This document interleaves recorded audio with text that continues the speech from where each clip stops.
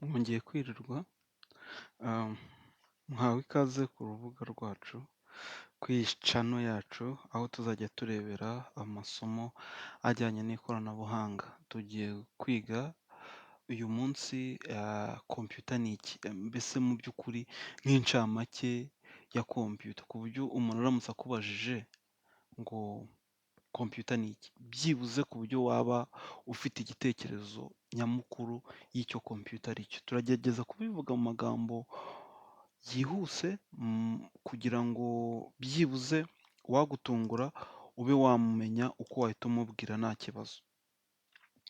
Rero tugiye gusobanura computer ni iki, ku buryo bizadufasha no mu yandi masomo azakurikiraho. Tuvugishije ukuri, umuntu tuzagendana muri uru rugendo, ndahamya ko ashobora kuzava ku rwego rumwe akazajya ku rundi. Njyewe tuvugana ndi umuhanga muri computer, mbimazemo imyaka hejuru y'imyaka 10. Natangiye niga electronique, nyuma ndakomeza niga artificial intelligence, niga cyber security. Ku buryo amakuru nshobora kuba naguha, ni nabyo nkoramo uyu munsi, nkora muri cyber security cyane cyane. Byumvikane ko amakuru nshobora kuba naguha ku bijyanye n'ikoranabuhanga rwose yaba yenda kubayo. Ntabwo nshaka kwitaka cyane, ariko ntabwo nzi byinshi, ntabwo ndi igitangaza cyane, ariko ndahamya ko dushobora gufatikanya no kungurana ubumenyi, tugafatikanya. Mu by'ukuri rero ndagira ngo mukore like, share na subscribe kugira ngo tujye dukomezanya kubana, kandi binadutera n'inkunga yo gukora byinshi, kuko uramutse ukoze ibintu abantu ntihagire ubireba, nanone nta kintu byaca umuntu intege. Reka rero dutangire. Mu by'ukuri iyo uvuze ngo computer cyangwa computer ni iki, ndabyibuka ntangira kwiga computer kera, umuntu yajyaga yibaza ubundi mu by'ukuri computer ni iki. Ugasanga abantu baravuga mu cyaro ngo computer yahinduye amadata, ngo computer ngo yahinduye ibintu, ngo ibyiciro by'ubudehe ndabyibuka. Ariko icyo gihe ibyiciro by'ubudehe manza byari bitarabaho. Ariko ubu computer iyo ugerageje kuyisobanukirwa, computer ni ikintu cyose, tuvugisha ukuri, ni igikoresho cyose cya electronique gishobora kwakira amakuru adafite ubusobanuro, cyarangiza kikayakoraho, cyamara kuyakoraho kikayahindura amakuru ashobora gusomwa cyangwa ashobora kugira ubusobanuro, cyaba binari ngombwa kikaba gishobora kuyabika. Reka mbaho urugero. Computer mvuze ko ari igikoresho icyo ari cyo cyose gishobora kubika amakuru, ariko cyabanje gufata amakuru atari amakuru kikayahindura amakuru, kimaze kugira ibyo kiyakoraho. Reka dufate urugero nk'ifoto. Mu by'ukuri iyo uhagaze ukifotora, umurabyo urakubita, cyangwa niyo utakubita ufashe telefone ugafotora, mu by'ukuri icyo bakora ni iki? Byasaba ko tubijyamo muri electronique, muri computer vision, ni pixel. Nibyo bintu igenderaho cyane cyane. Gufata amakurere. Wari wambaye ibintu by'umukara, ikabasha kubidetekita, ikamenya ngo wari wambaye ibintu by'umukara, cyangwa se ikamenya ngo hano mu maso wenda gusa inzobe, gutyo.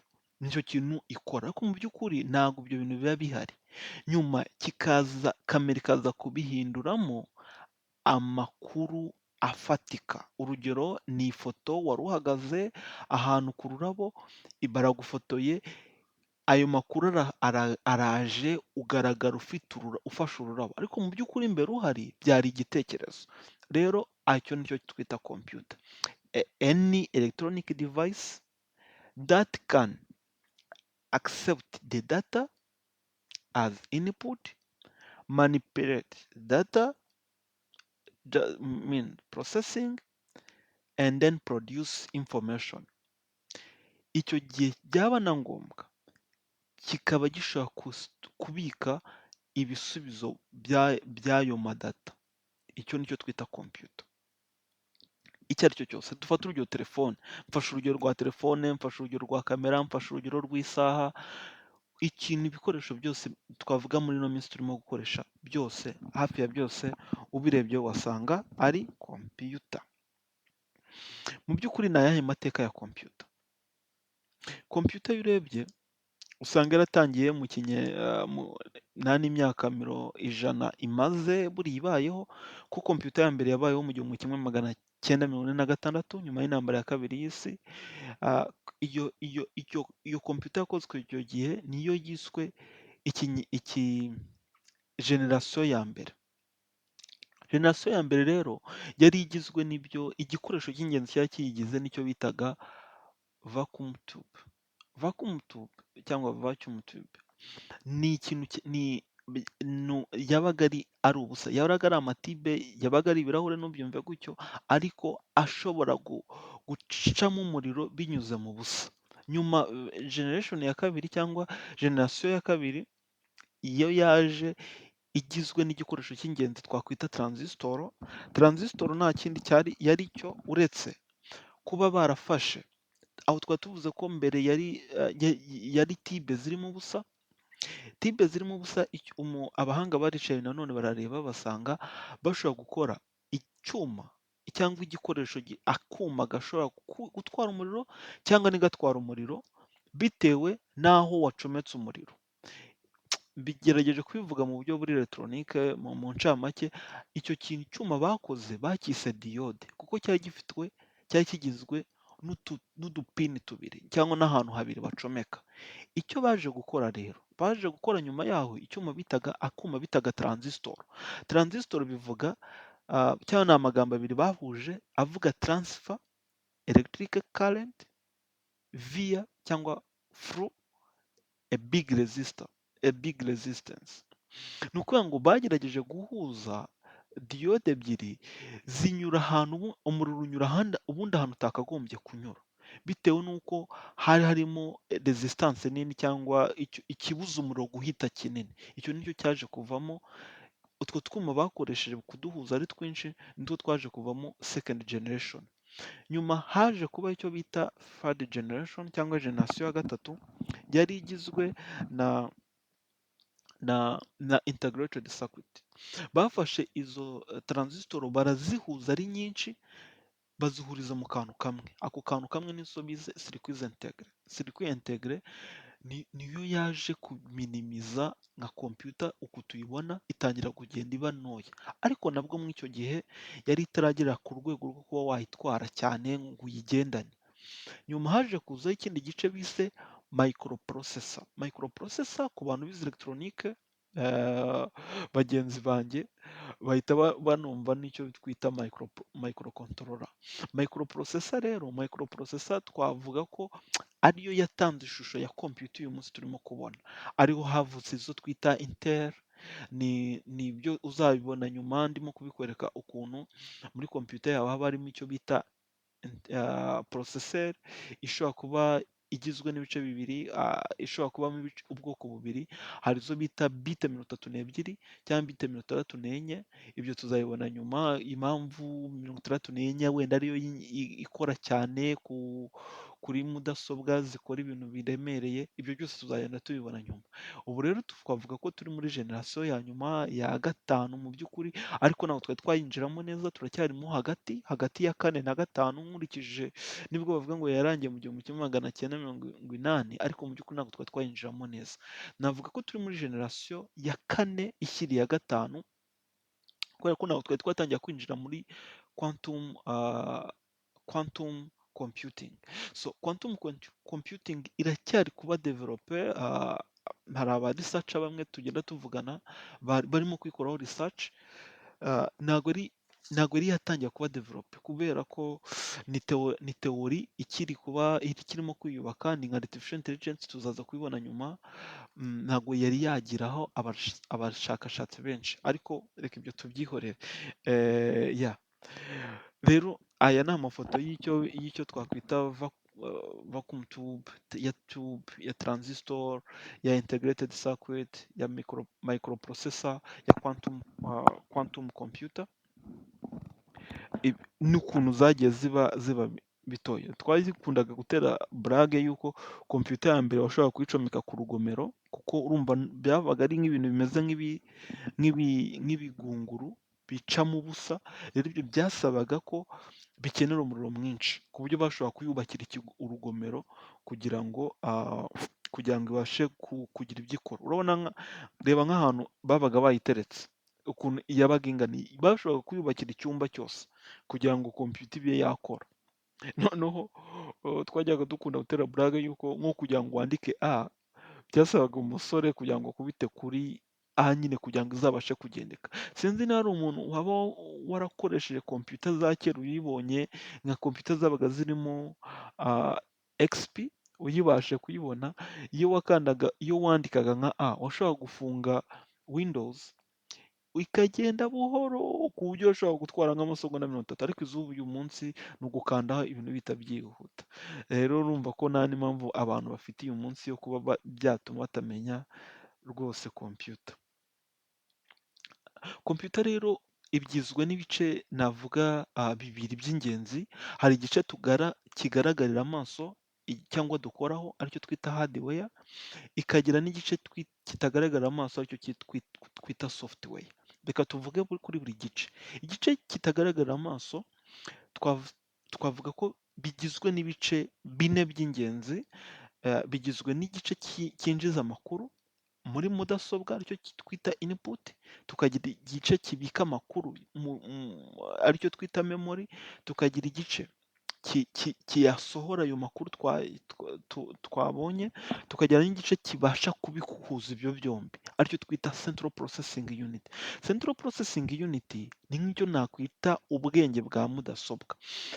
Nibwo akenshi ikunda kuba ingana gutya cyangwa iri represente gutya, ariko mu by'ukuri si iyi central processing unit. Central processing unit urumva harimo processor, ni nk'aka kantu. Mu by'ukuri ni aka kantu. Ni aka kantu nicyo buriya twita central processing unit. Central processing unit rero nibwo bwonko bwa mudasobwa. Rero ibi uko bigaragara, iyi ni imprimante, iyi ni sikaneri, nayo iyi sikaneri ni input, kuko ufata idokima ikayisikana ikayishyira muri mudasobwa.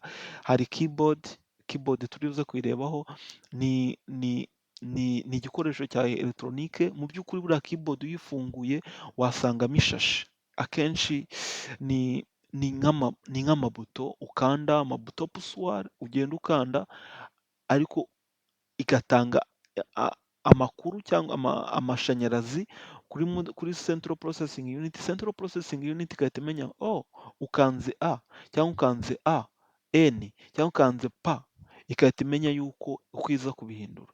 Mu by'ukuri central processing unit bimenya ite? Turi buze kubireba mu kanya. Tukagira na mouse. Mu by'ukuri nk'uko nari maze kubivuga mu kanya, hari ikintu tugomba gutandukanya. Tugomba gutandukanya icyo twita data na information. Data ni ibintu byose biba bidafite ubusobanuro. Mu by'ukuri imashini, udafite imashini nta kintu twabiboneraho. Dufate urugero, umubare rimwe guteranya rimwe. Tudafite computer, yaba iyo dufite mu mutwe, urugero nk'umuntu wenda utaragiye mu ishuri umubwiye ngo rimwe guteranyaho rimwe cyangwa 200 guteranyaho 5 kuvanamo 10, ntabwo yabasha kubyumva, ntabwo yabasha kumenya ibyo bintu urimo kumubwira. Rero niko na computer idafite central processing unit niko yaba imeze. Ntabwo yazajya ibasha kumva ibyo ayo makuru urimo kuyiha adafite ubusobanuro, ntabwo yazajya ibasha kubumenya. Ariko bivuze ngo rimwe guteranyaho rimwe ukabyinjiza muri mudasobwa icyo ikora ni iki? Irabiprocesinga, ni ukuvuga igira icyo ibikoraho.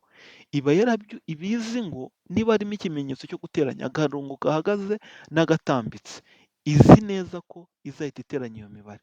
Noneho nyuma ihita isohora niba ari kabiri ihita ibikwereka, izabikwereka binyuze kuri desktop cyangwa ibikwereke bitewe n'ikindi kintu bazaba bacometseho. Ni ukuvuga ngo ikintu gicometswe muri mudasobwa kigamije gusohora amakuru yanavuye ku muyuza, kuri input, icyo ah, nicyo twita output. Noneho ayo makuru dushobora kuyabika cyangwa se tugakenera kuyahererekanya cyangwa tugakenera kuyahindura. Niyo mpamvu hano ureba kuri storage hariho utufureshi tubiri. Ashobora either kubikwa cyangwa kuvanwa kugira ngo yongere akorweho. Kuki computer ari ingenzi? Kuki ukeneye kumenya computer? Tuvugishije ukuri, computer zahinduye ibintu byinshi. Icya mbere, zihutisha ibintu. Tekereza nawe kwandika nk'ibaruwa nka kera uko byabaga bimeze, kwandika, ariko uyu munsi nshobora kwandika, nshobora kuvuga, nshobora kuyikoresha ibintu byose, irihuta. Ikindi, uyikoresheje neza yagufasha kugabanya amakosa. Ikindi, ibintu byayo byinshi biba bifite accuracy nziza. Ikindi ni uko ushobora kubika amakuru menshi, ikindi ni uko ushobora kuvugana na ngenzi yayo. Mu minsi iri imbere, uko dukomeza tugenda imbere, twinjira imbere muri iri somo, tuzagenda twerekana ukuntu computer ivugana na ngenzi yayo. Mu by'ukuri, ni gute umuntu uri mu Rwanda yandikira ubutumwa bwa WhatsApp bukagenda akavugana n'umuntu uri muri Amerika. Ibyo byose tuzagenda tubireba mu minsi iri imbere. Ndagushishikariza rwose, niba utarakanda subscribe, kuyikanda. Niba utarakanda like cyangwa uduhe comment ya topic wumva twavugaho mu bijyanye n'ikoranabuhanga. Feel free rwose, ntugire ubwoba, topic yose wambazaho nzagerageza kuyikubwiraho. Ndimo kubategura ikiganiro cyiza, ako ni agaciyemo, ukuntu sinzi niba abumvisha amakuru ukuntu Elon Musk na kampani yitwa Neuralink babashije gutera microchip mu mutwe w'umuntu. Ibyo nzagerageza kubibabwiraho, mbisobanureho ukuntu byikora, kuko ni za artificial intelligence, ndabyumva, nzagerageza kubihuza. Mbihuze na cyber security nkoramo, uko abantu bakagombye kwitwara. Rero ndabashishikariza gukomeza dukurikira no gutinyuka tukabaza, kuko ndabyibuka ngiye njya kwiga computer bwa mbere, nanyerezaga suri nigende, ariko ubu ntabwo icyanga kugenda. Rero urabaza, iyo ufite amatsiko nibwo umenya ibintu. Mu by'ukuri computer zivugana zite cyangwa zimenya gute ibyo zigomba gukora? Iki ni ikibazo cy'ingenzi. Computer ubundi, mu by'ukuri computer yo iri yonyine nta kintu imaze. Ibyo bintu twavuga ngo bya microprocessor biri byonyine nta kintu byaba bimaze. Ariko computer ibasha kuvugana na ngenzi yayo, cyangwa ibasha kuvuga, cyangwa ibasha kumenya ibyo gukora bitewe n'amakuru abitswe muri yo, ayibwira ngo ukora ikintu runaka. Mu by'ukuri computer uyirambitse hariya utayicanye, yaba iri aho imeze nk'umutako, yanatumaho ivumbi pe! Ariko bitewe n'amaporogaramu aba ayirimo cyangwa yashyizwemo, niyo ibasha kumenya ngo rimwe guteranyaho rimwe bibyara rimwe, cyangwa bibyara kabiri, kabiri kuvanamo gatanu ni ugukuramo gatatu. Ibyo byose biterwa n'amaporogaramu yashyizwemo, ikamenya ngo ndabasha gusohora ijwi. Ibyo byose ibikora bitewe n'amaporogaramu yashyizwemo, inyuma ikaba ishobora kubasha no kuba yabibika. Rero ibyo byose bikorwa n'igice tugiye kubona, n'ibindi bice tugiye kubona. Mu by'ukuri, iyo wanditse ibintu kuri mudasobwa cyangwa kuri telefone yawe, nk'uko nabibabwiye, telefone nayo ni computer. Icyo kintu ubanza ucyumve. Computer uyu munsi wa none ntabwo ari ikintu ugendana, ahubwo ibikoresho byose, hafi ya byose dufite ni computer. Urugero, niba yujuje ibintu ngiye kuvuga, niba ifite input, ahantu ushobora gushyiriramo amakuru, cyangwa ushobora kwandikira, cyangwa ushobora kuvugira, ikabasha kumenya ko uvuze, iyo ni computer. niba ifite processing unit, iyo ni computer. Niba ishobora kumenya ngo uravuze, ikaba ishobora kubigusubiza ibyo uvuze, iyo ni computer. Byumvikane ko computer atari cya cyuma giteretswe kuri desk, giteretse ku meza, atari ya yindi tugendana mu gikapu, ahubwo n'isaha ubu zabaye computer. Rero computer iba igizwe na input ikagira na output. Iyi input ni icyinjiza amakuru muri yo, iki ni ikiyasohoramo. Nyuma ikagira igikoresho cy'ingenzi cyitwa central processing unit, nakwita ubwonko bwa mudasobwa. Nyuma ikagira n'icyo twita storage devices, ubundi ikagira memory. Memory ni ububiko. Ni ukuvuga ngo iyo wanditse ikintu, mbere y'uko kiza kugera muri processing unit cyangwa processing unit ibasha kugikoraho, kubanza kwibikaho gakeya muri memory. Kikaza kuva muri memory kijya muri central processing unit. Kikaza kuva muri central processing unit kiza muri storage, gishobora kubikwa muri storage cyangwa vice versa. Cyangwa kikaza gihita gisohoka. Ushobora kugifata ukandika ugahita ubibona imbere yawe. Urugero, iyo wanditse kuri telefone wenda ujya wanditse ngo sheri, kugira ngo izo nyuguti CHE imashini ibasha guhita uyibona, bibanza guca muri memory, ikabasha kubibika, noneho control processing unit ikamenya ko ibyo bintu wanditse igomba kubidisipureyinga. Ibyo rero bikorwa byose, ikintu kibiyobora nicyo bita central processing unit. Igizwe n'ibice bibiri, igizwe n'icyo twita control unit, ikagira n'icyo bita arithmetic or logic unit. Control unit birumvikana nicyo gice kiyobora, ubwo nicyo gice cy'ingenzi kiyobora byose. Arithmetic ni igice gikora ama operation cyangwa complex task, cyangwa ni nk'uko kwandika, guteranya, ni ikihe gice kizabikora na arithmetic unit. Ndumva ibice bigize computer mbivuze. Muri input device twavuga keyboard, tukavuga mouse. Nibyo bice by'ingenzi, ariko nuko twabibonye harimo na sikaneri. Buri kintu cyose washobora gukoresha kikinjiza amakuru muri mudasobwa nicyo bita input devices. Keyboard rero igizwe n'amatushe n'amabuto akandwaho. Ubu uyu munsi wa none ashobora kuba atagaragara inyuma cyangwa agaragara inyuma. Urugero, nko kuri tablet cyangwa kuri telefone ntabwo amatushe agaragara inyuma, ariko mu by'ukuri arahari. Tukagira rero keyboard, ibice byayo ni ibintu nagerageje kwerekana imbere hano. Tukagira icyo twita direction keys, ni za buto ukoresha ujyana hejuru, utambika, ujya ku ruhande, uzazibona ziba ziriho utwo tumenyetso, nizo twita direction keys. Tukagira alphanumeric keypad, tukagira numeric keypad, ni hari imibare.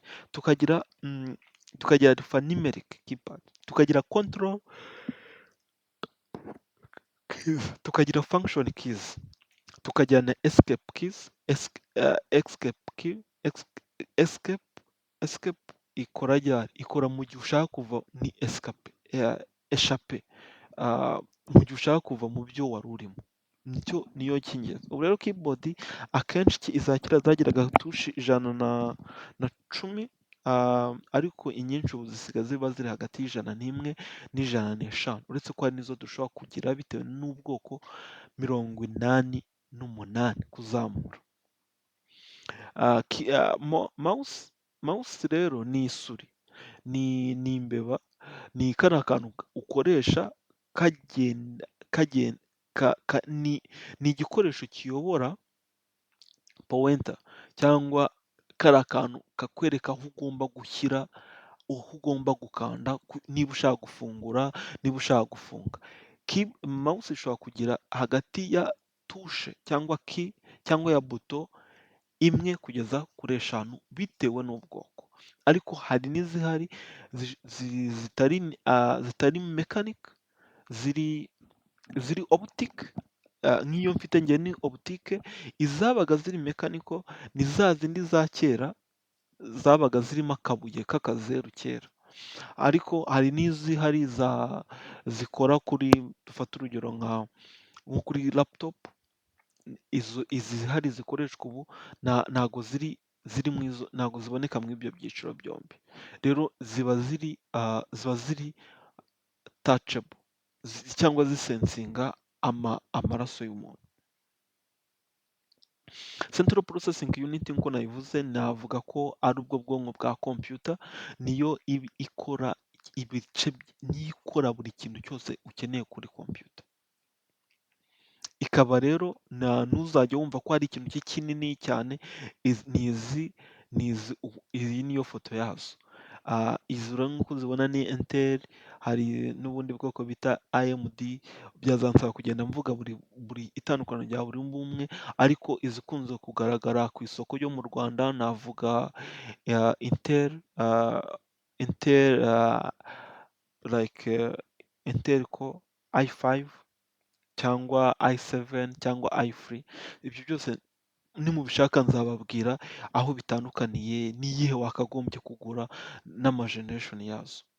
Nzagerageza kubakorera akegeranyo kabivugaho. Aha. Rero memory zo ndazivugaho mu bice bibiri. Memory zibamo ibice bibiri. Mu by'ukuri ubundi tuvugisha ukuri na storage nazo twazibara muri memory, ubifashe mu Kinyarwanda ni ububiko, ariko ububiko burimo ibice bibiri, habamo icyo twita memoire. Memoire rero cyangwa memory ni memoire si nk'ubwonko, ni ikigufasha kwibuka.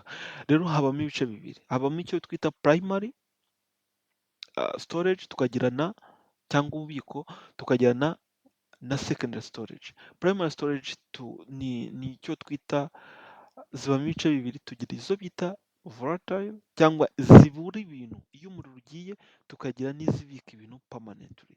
Ubwo hari iyo twita RAM, temporary access memory. Bivuze iki? Bivuze ngo amakuru abitse muri iyi RAM iba imeze nk'uko. Amakuru abitse muri iyi RAM, iyo umuriro ugiye cyangwa imashini yawe izimye cyangwa telefone yawe ibuzemo umuriro, ibintu wari wafunguye biragenda, cyangwa ibintu byari biri imbere wari urimo gukora bihita bigenda. Nibona ibintu wari ufite bigiye, ujye umenya ko byari bibitse muri RAM. Ariko nubona ibintu wari ufite bitagiye bihagumye, ujye umenya ko byari byibitse muri ROM. ROM bivuga read only memory. Ni ukuvuga ngo ikimara ni uko turasoma gusa, ntago dushobora kwandikaho. Mu by'ukuri ugiye muri elegitoronike cyane ubona ko hari ROM zisibama, ariko ubwo habamo ubwoko, harimo ibyo twita programmable read only memory, tukagira erasable programmable read only memory. Habamo ibice byinshi, ariko icyo ugomba kumenya ni uko amakuru tubitse muri ROM atagenda, amakuru tubitse muri RAM aragenda. Ikindi ROM akenshi biva ku ruganda biri programmable, biba biri porogaramu, ntabwo bihinduka. Rero muri ROM, ariko reka nguhe nk'urugero rw'ikintu kiba kibitse muri ROM. Urugero iyo ufashe nk'ifoto ya background, ukayifata ifoto ukayishyira muri background, wenda yaba iya telefone yaba iya mashini, kuki iyo umuriro ugiye iriya foto itagenda? Ni uko bivuze ko hari ahantu iba yabikitse. Ahantu iba yabikitse ushobora gutekereza ko yaba muri ROM. Mu by'ukuri uba wayibitse ibibitse kuri storage, aribyo tugiye kubona, aribyo turi buze kubona mu kanya. Ibibitse kuri storage, rero storage ikayifetchinga cyangwa ikayihereza RAM cyangwa ikayihereza ROM, tuzabibona nyuma. Niyo mpamvu itagenda, ariko ushatse wanavuga ko ibitse muri ROM. Reka ubu tuba tuvuze ko byibuze ibitse muri ROM. Noneho ama information abikika ate? Mu by'ukuri iyo ubitse ikintu cyose kuri mudasobwa, kibika kimeze nka 0 na 1. Ni ukuvuga ngo iyo wanditse 0, mu by'ukuri ntugatekereze ko igenda ari 0, ahubwo igenda ari 0,0,0,8 zihurije hamwe, kuko tuba dukoresha byte cyangwa binary system cyangwa binary digit. zigenda zibitse nka 0 na 1. Ni ukuvuga ngo niba wenda dufata urugero 10, 10 iyo uyanditse ukandika 1 0, ntabwo imashini yo ibisoma nk'aho ari 0 na 1, ahubwo ibisoma ari nka 0 enye na na 10 10. Nuko yo ibisoma, ntabwo ibisoma nk'icumi nka rimwe nka 0. Icyo gihe byaba bivuze ko ari kabiri. Rero ntabwo ari kubisoma, ibisoma gutyo mbikubwiye. Urugero nk'icumi ibisoma nka 0 enye, 10 10 bifatanye. Ni ukuvuga ngo bikaba ari umubare 8, nibyo biza bigakora byte. Ariho tuza kubibona nyuma y'uko ibyo tubika biragenda bikibika muri bytes cyangwa muri megabytes. Rero twavuga ko muri elegitoronike byibika binyuze mu byo twita flip flop cyangwa amalatch. Ni umuntu yazabivugaho nyuma. Reka uyu munsi tube tubyihore kwanga ko mbaha amakuru menshi ugasanga bibaye bored. Yeah. Ariko iyo wanditse nk'uko nari ndimo kubivuga wakwibaza ngo ubundi ko kutubwiye ngo ibintu byibika ari nka 0 na 1 bigenda mu zihe nzira? Hari standard ihari yitwa code, SQ code, niyo ibifata ikabihindura. Niyo bagennye uko imibare izajya igenda yibika. Ni ukuvuga niyo wanditse A, B, C, D byibika bitandukanye bitewe na ASCII code uko bazistandardizije, bitewe n'umubare wanditse bigenda byibika. Nkanjye wize elegitoronike ndumva bigiye bizwi, bisabwa ko wenda umuntu yazabibereka nka 0 yibika gute, 1 yibika gute, kubera iki yibika gutyo. Hari n'ibyo utabasha gusobanura ariko mu by'ukuri ni uko bigenda byibika. Imashini iyo wanditse 1 na 0 ntugatekereze ko ibisoma nka 1 na 0, ahubwo ibisoma nko muri ASCII code ibihindura muri binary. Rero hari ikintu cy'ingenzi iyo uguze imashini cyangwa uguze telefone bakubwira ko ifite RAM, ifite na ROM cyangwa ifite na hard disk. Kubera iki bakubwira ibyo bintu bibiri? Ni uko niko nabivuze, RAM ibika ibintu urimo gukora ako kanya. Bivuze iki? Bivuze ngo niba ufite RAM nini ikwemerera kuzajya ukora ibintu byinshi icyarimwe. Kandi nk'uko twabibonye poroseseri cyangwa icyo twita central processing unit, uko izaba nini niko izajya ibasha gukora amakuru yihuta. Niba wenda dufata urugero umuntu afite imbaraga nyinshi azabasha guterura ibintu byinshi. Ni uko umuntu yabyumva. Ni uko RAM igomba kuba nini na CPU ikaba nini kugira ngo ubashe gukora ibintu byawe wihuta cyangwa ubashe kubona umusaruro wihuta. Output device rero yo ni ibintu bigufasha gusohora amakuru inyuma, inyuma wabikozeho, ikintu kigufasha kubisohora nicyo twita output device. Urugero twabona printer, twabona scanner, ibyo nibyo bidufasha gusohora amakuru yacu inyuma. Dushobora kuyasohora nka hard copy cyangwa tukayasohora nka soft copy. Ibyo scanner ntabwo ni input, ntabwo ari output, sorry. Storage device rero twavuga ko ni ibintu bindi, ni ibikoresho bindi bibika amakuru ariko kugira ngo mu gihe atarimo gukoreshwa muri memoire. Nk'uko twabibonye memoire tugira ni ubwoko bubiri, tugira primary memories. Iki rero ibi bindi tugira nibwo twabyita memoire nabyo, ariko mu by'ukuri byo bibika amakuru mu gihe atarimo gukoreshwa. Urugero nka hard disk. Hard disk cyangwa CD cyangwa flash disk, uzarebe ushobora kujya gufatisha indirimbo ku umudije arayigufata akayigushyiriraho. Mu by'ukuri ukigendera.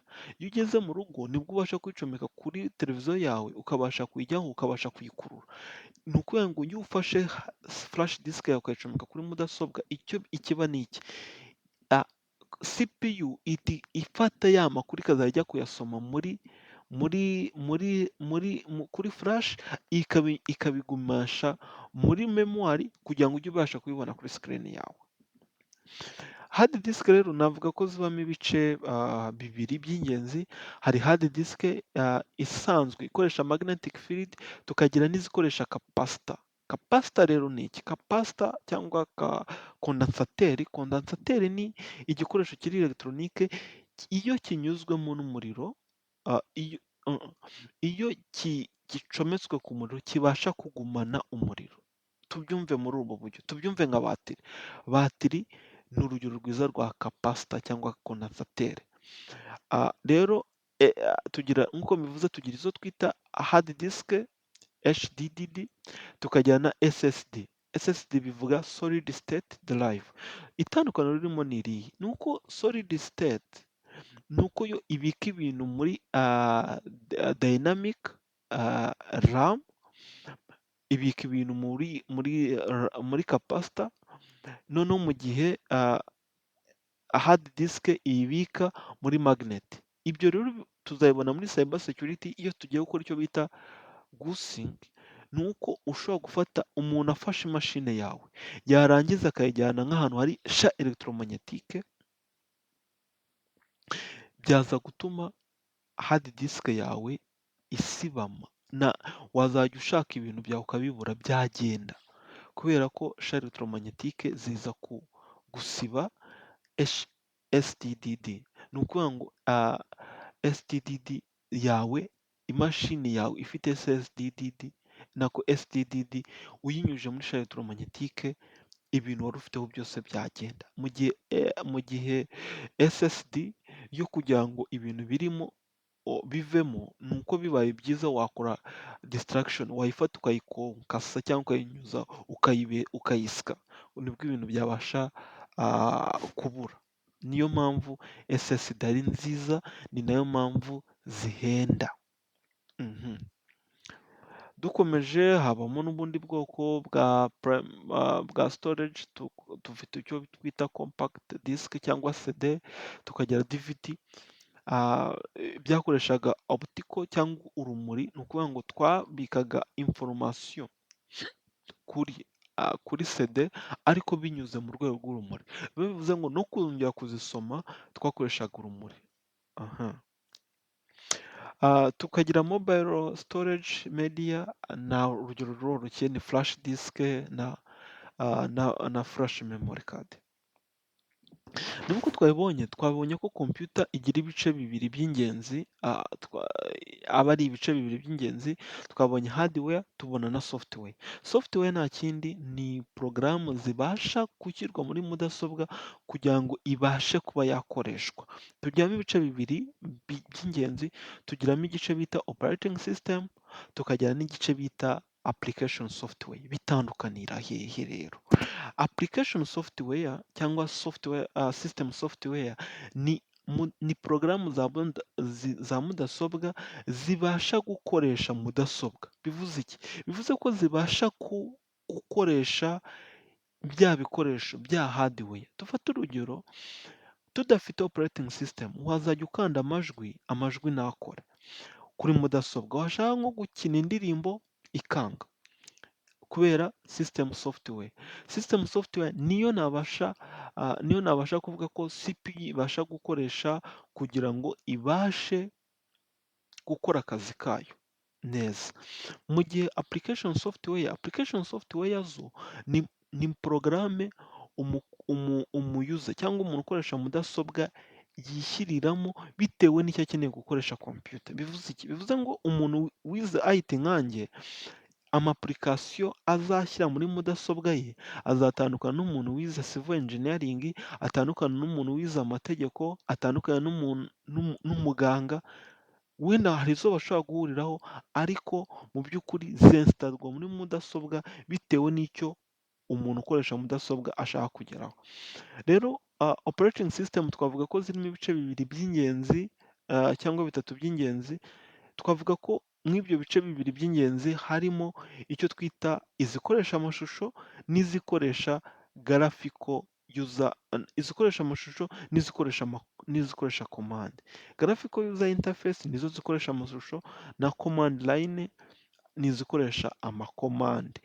Nk'urugero nzabibereka nyuma uko ushobora nko kwandika muri Word ugakora dokima ya Word ariko mu by'ukuri utanditse muri Word isanzwe, ahubwo ukoresheje command prompt ukajya muri command prompt ugakora md make directory, nzabibereka uko tuzatugenda tujya imbere imbere, muzamugenda murushaho kubisobanukirwa.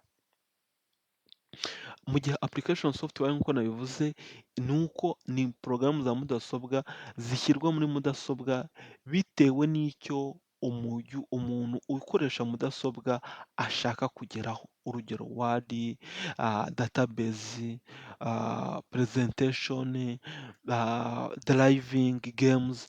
Izo ni porogaramu za mudasobwa ushyira muri mudasobwa bitewe n'icyo ushaka kugeraho. Bivuze iki? Bivuze ko iyo umunsi wa none bitewe n'ibitero by'ikoranabuhanga byaje, ushobora guterwa igitero bitewe n'icyiciro batagetinze. Ibyo tuzabibona nyuma, ibitero bibaho, tunabone n'uburyo ushobora kwirinda ibyo bitero. Nabashishikariza rero gukomeza mugakora subscribe, ugahereza iyi video ugahereza link abantu muziranye bakeneye kuba bamenya mudasobwa. Rero nk'uko tumaze kubona byibuze incamake kuri application software, ndabashishikariza ko tuzajya tugerageza gukora video buri munsi, ku buryo byibuze tuzajya dukora video ntoya ushobora kureba ugiye mu kazi, ushobora kureba wicaye, ku buryo dushobora kuzakora utuntu tugiye tunyuranye. Rero ndabashishikariza ko wazareba video izakurikiraho, aho tuzagerageza gutanga urugero kuri application software, tugafata urugero ni gute wakoresha application software, wayikoresha gute, ni ibiki. Tuzareba iz'ingenzi zo mu Rwanda bakunda kubaza kugira ngo ukore akazi, nizo nzagerageza kugenda ncamo buke buke mbereka, ariko ufite n'ikibazo cy'icyo ushaka wumva nakwigisha, wazajya umbaza. Ufite tekinoloji wumva ushaka ko nagusobanurira, wajya umbaza. Ushaka kumbaza kuri dark web, ushaka kumbaza kuri hacking, wajya umbaza, mwanyura muri comment mukambwira topic mwumva mushaka ko twazaganiraho ubutaha. Murakoze, reka tuzasubire ubutaha. Ibihe byiza, Imana ibahe umugisha. Ciao ciao.